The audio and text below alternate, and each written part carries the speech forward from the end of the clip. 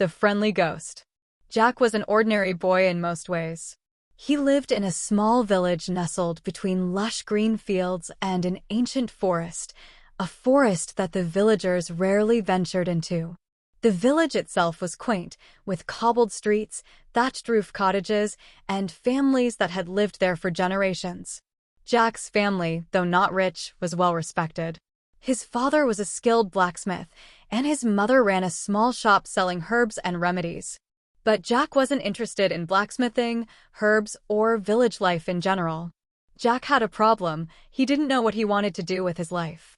His friends all had their futures figured out. Some would help their parents on the farm, others would follow in the footsteps of the village artisans. But Jack had no passion for these things. Every time he picked up a hammer or a basket of herbs, it felt like he was pretending to care. Most frustrating of all was his father's constant pressure. "When will you stop daydreaming, Jack? You need to get to work. You can't spend your life just thinking about things," his father would say, shaking his head. One crisp autumn afternoon, after a particularly heated argument with his father about his future, Jack decided to go for a walk. He needed space, time to think, time to clear his mind. He walked aimlessly toward the forest, the familiar path leading him toward the very heart of the woods. The forest was vast, ancient, and mysterious. The villagers rarely spoke about it, but everyone knew that strange things happened there. It was said that spirits roamed the trees and that the forest held secrets of old magic. As Jack walked deeper into the forest, he began to feel something strange, an odd sense of calm. The further he ventured, the more the noise of the village faded away, replaced by the soft rustling of the leaves and the distant chirping of birds. He wandered aimlessly for what felt like hours until he came upon an old oak tree, its trunk thick and knotted, its branches twisted and reaching toward the sky. The tree seemed to pulse with a kind of quiet energy, and Jack felt a sudden urge to sit beneath it. He lowered himself to the ground, resting his back against the gnarled trunk. For the first time in days, Jack felt at peace. It wasn't long before he drifted off into a light sleep. When he awoke, it was dusk. The sky had turned a soft shade of purple, and the stars were beginning to twinkle. But there was something different now, a strange presence in the air. Jack's heart skipped a beat as he noticed a figure standing in front of him.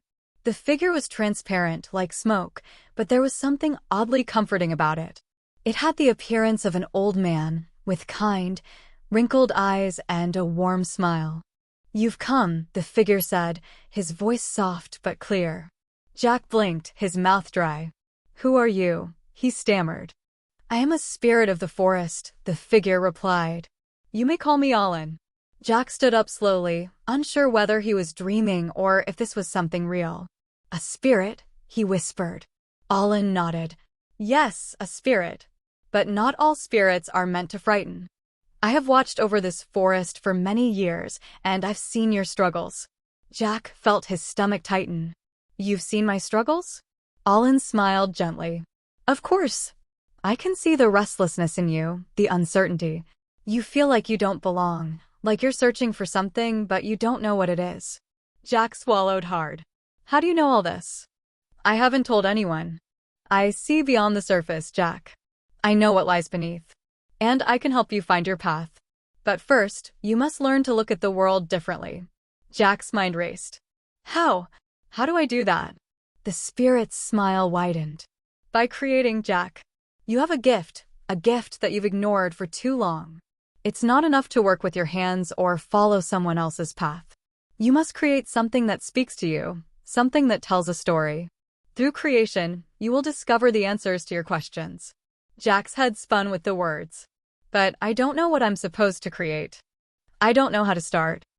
I can't even think of anything to do that matters." Alan stepped closer, his figure glowing softly in the dim light. "You don't need to know everything at once. The world is full of stories waiting to be told, and you already have all you need to begin. Go to the village, collect materials, and begin crafting. Sculpt something that speaks to your heart." Jack was still confused, but felt a sudden surge of energy. There was something about the spirit's words that felt right, something that clicked deep within him. "Okay," Jack said slowly. "I'll try. But what if I fail? What if it's not good enough? Alan's voice was gentle.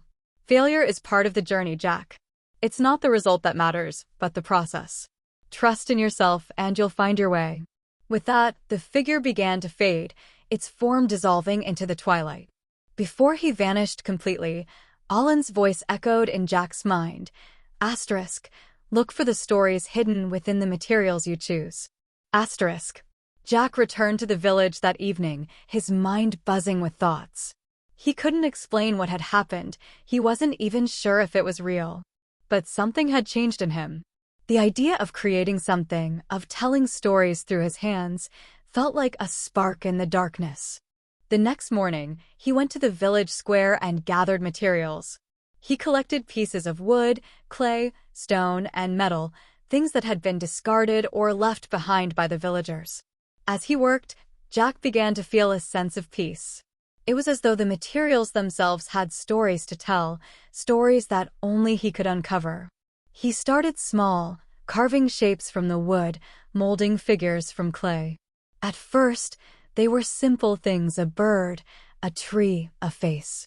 But with each piece, he felt something new inside of him, a sense of purpose. He wasn't just crafting, he was listening to something deeper, something that had been with him all along. One day, after several weeks of creating sculptures, Jack made his first piece that truly moved him. It was a small figure of a man, hunched over as if in deep thought.